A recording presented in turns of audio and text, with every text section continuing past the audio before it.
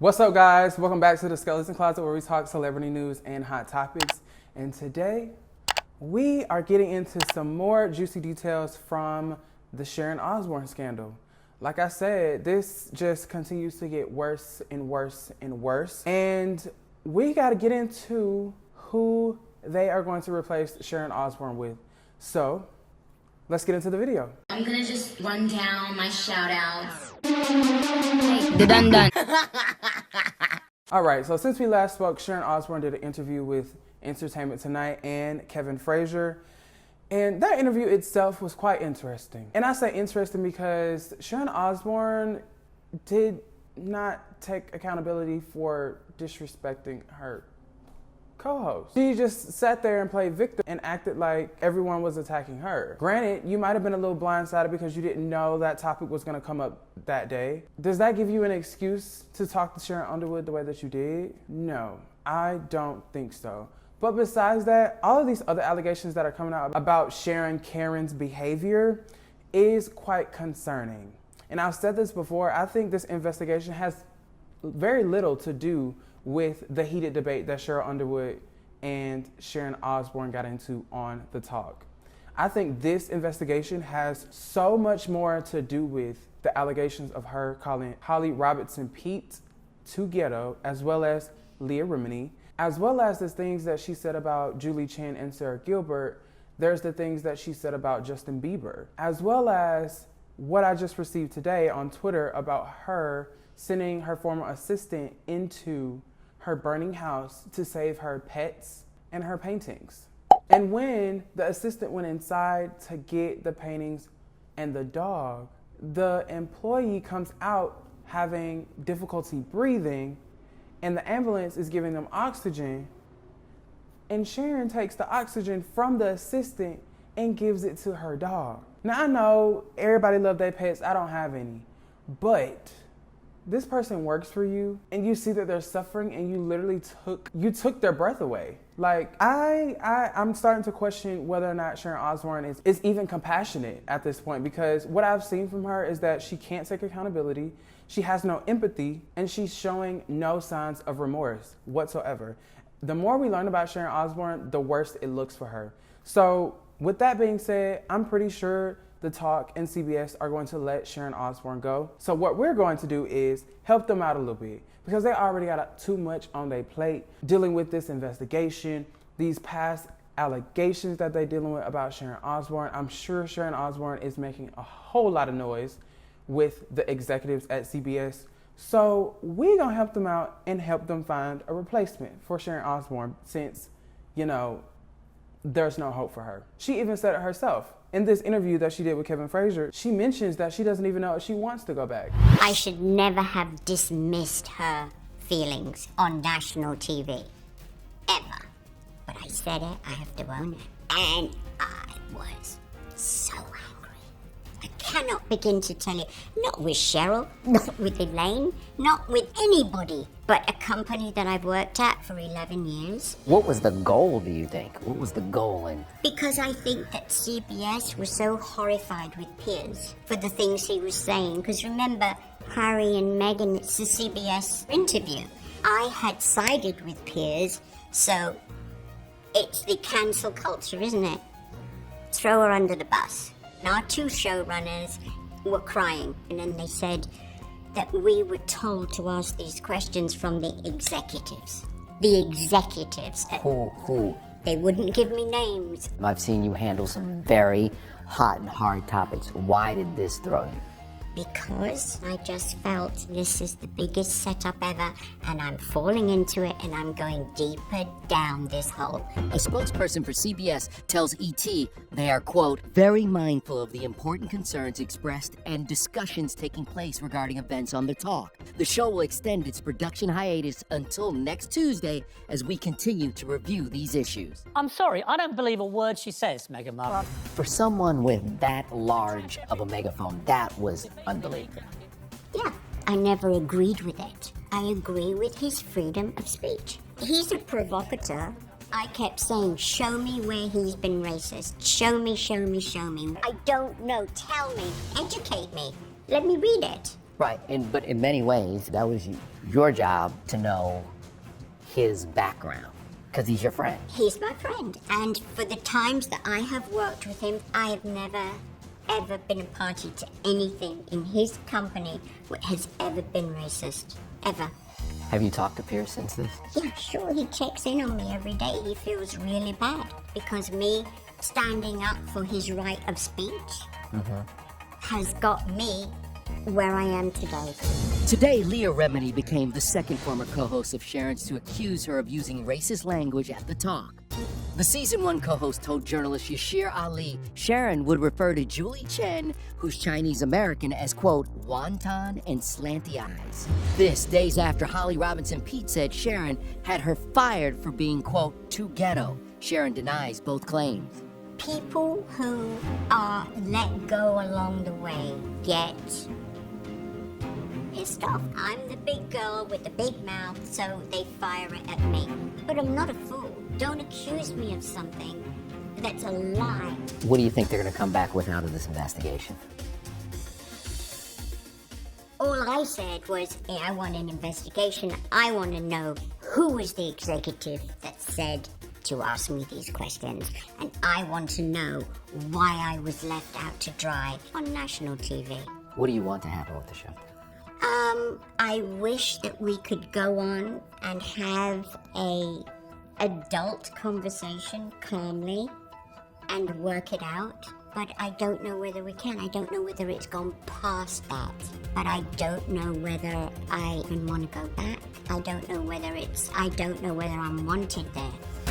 Aside from playing victim in this interview, she says she doesn't even know if she wants to return. And I say that she's playing victim because of this. She says, I've been set up. They're setting me up. My anger was like, I cannot believe this. I'm your sacrificial lamb. Okay, fine. You feel as if you might have been set up. Then why walk right into the trap on national television? Why?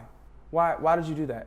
Why did you give them what they were looking for? Why did you fall into the trap? So with that being said, the only person that you, Sharon Osbourne, can blame is yourself. Because even if those people were trying to set you up, you walked right into the trap. Do I think they were trying to set you up? No. I think they gave you a choice on how to respond, and you chose the wrong one. You know that you're on national television, live national TV, and you decide to be disrespectful to your co-host when you're talking about an incident that concerns race. Now, as far as Sharon Osbourne returning on the talk, we don't know, because even she says that she doesn't know if she wants to go back. She says, I would love to, but I don't know whether I even want to go back. I don't know whether I'm wanted there. There it is right there. If she don't want to go back, she doesn't have any plans of going back, because if she wanted to go back, she would be saying something completely different from this. She knows that CBS is going to let her go, because what else can they do? After this type of damage, after these allegations, after this much drama, how do they allow Sharon Osbourne to come back on the talk without resolving this issue?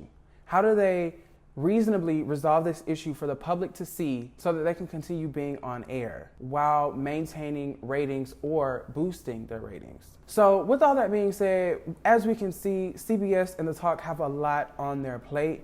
So what I want to do, what I want us to do, is help them out a little bit, okay? Because I feel like The Talk should still survive. I think The Talk needs to make it through all of this drama, because Elaine, Carrie-Ann Aniba, and Cheryl Underwood still need a job, okay? Those ladies still need to be able to work, all right? Just because of the mistakes of one person, they shouldn't have to be unemployed. Now, with that being said, we're gonna sit here and we're gonna try and figure out if we can find a suitable replacement for Sharon Osbourne. Now, I have composed a list with a couple of different names, and I want you guys to tell me down in the comment section who you think might be the best replacement for Sharon Osbourne if she doesn't return. I don't think that she will, but just in case, we can put our little 2 cents in, all right? First up, y'all probably be like, what? But bear with me now, okay? Last night I was watching TS Experience, which is on We TV. If you don't know who T.S. Madison is, definitely look her up, check her out. T.S. Madison is hilarious. And last night on one of her episodes, she was talking to a Hollywood exec, a Hollywood manager, a Hollywood agent, I guess you could say, about her future. And in the episode, they were talking about her joining a daytime talk show because that is one of her dreams, to be one of the first trans women on a daytime television talk show.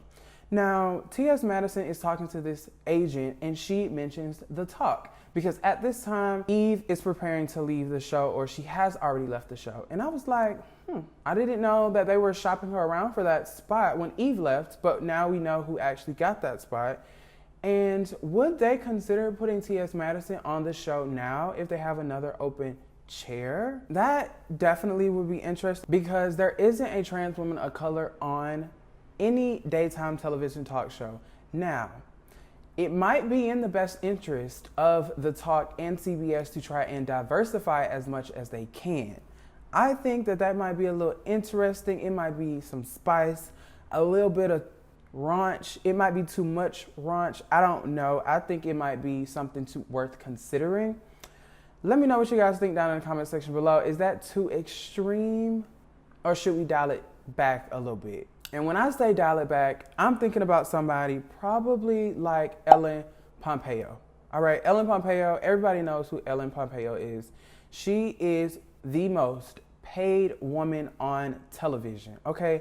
Ellen Pompeo has been on Grey's Anatomy on ABC since the first season, and she is the most paid woman on television. Mainly because without Ellen Pompeo, Grey's Anatomy would not be what it is today. And we all know what kind of powerhouse Shonda Rhimes is, but Shonda Rhimes putting Ellen Pompeo in that role was the best thing that she could have ever done for the show, because we know that people flock to that show continuously because they want to see Ellen Pompeo and the growth of that character, Meredith Grey. And I mentioned Ellen Pompeo because there have been some talks about Grey's Anatomy canceling, okay? Grey's Anatomy has been on television for a very long time. And I think they're trying to adapt, especially now with coronavirus, how to film, how to come up with creative storylines, but also people just keep dying. People on the show just keep dying, and how much more can the show evolve and change after so long? Everybody that we've known to be on the show from the beginning is gone, except for Meredith Grey, Bailey, and Weber, I believe. I haven't watched the show in a long time, so I don't really know for sure, but I know that there is a very slim majority of veterans on the show right now. And I think Ellen Pompeo would be a great fit. Now, that would be another white woman on the show, but Ellen Pompeo has proven herself to be an ally. Okay, if you don't know about Ellen Pompeo, definitely check her out. She is an ally for the Black community and minorities in general. Okay, definitely check her out. I would be okay with Ellen Pompeo being on The Talk. She's very outgoing, very smart, and very compassionate. And if The Talk wants to move in the right direction, that would be a good choice. However, I don't know if The Talk and CBS can afford her. I don't know if The Talk and CBS is willing to give out that much money, okay, for a co-host on The Talk. I don't know how much the ladies of The Talk make, but with Ellen Pompeo being the most paid woman on television right now, I don't think she want to take a pay cut. Now, as well, in the spirit of diversifying, I had a conversation with my best friend yesterday on his channel, House of Aaron, and he was talking about Wendy Osefo from Real Housewives of Potomac potentially being one of the ladies of The Talk.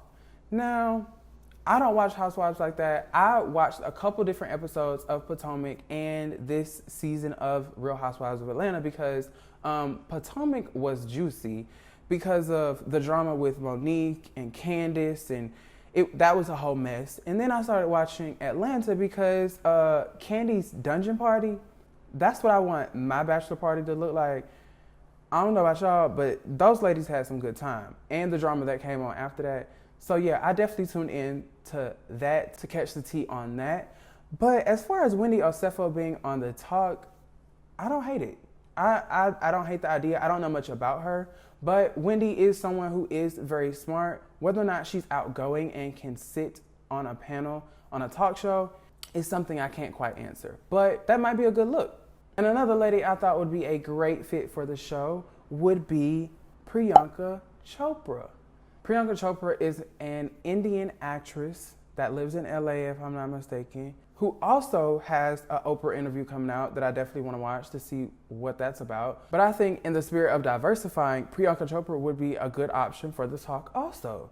She was on Quantico, which was a relatively good show, if I'm not mistaken, but she's also married to Nick Jonas. Because, you know, a Hollywood couple like Nick and Priyanka has a wide audience. She has her own fan base from Quantico, but also being that she's an Indian actress, that would help the show move in the right direction. I think Priyanka Chopra would be a good fit for the show. That would help diversify the show as well.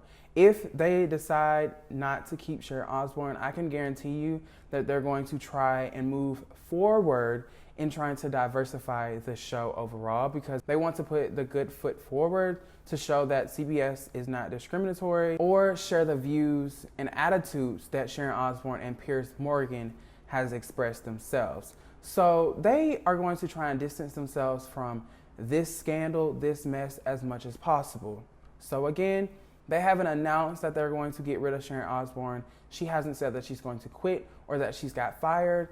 I just think that they are going to fire her, or they're working out the kinks so that she can announce that she won't be returning. So I think those four ladies would be some of the best choices. Some of them are kind of, out of left field, but I think the talk might need to rethink their formula, because before now, honestly, truly, who was talking about the talk and who was watching the talk?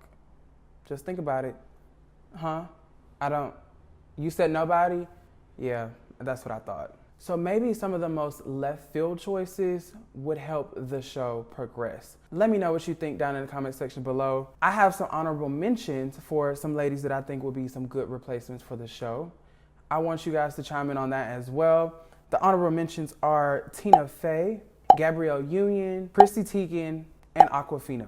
All of these ladies would be a good choice to replace Sharon Osbourne on the talk. Let me know what you guys think down in the comment section below. And if you haven't already, be sure to give that video a thumbs up so I can know how you felt about today's video, but also so that I can get pushed through in the algorithm a little bit. Definitely appreciate that. And again, thank you so much for watching this video. I'll catch you guys in the next one. Take care.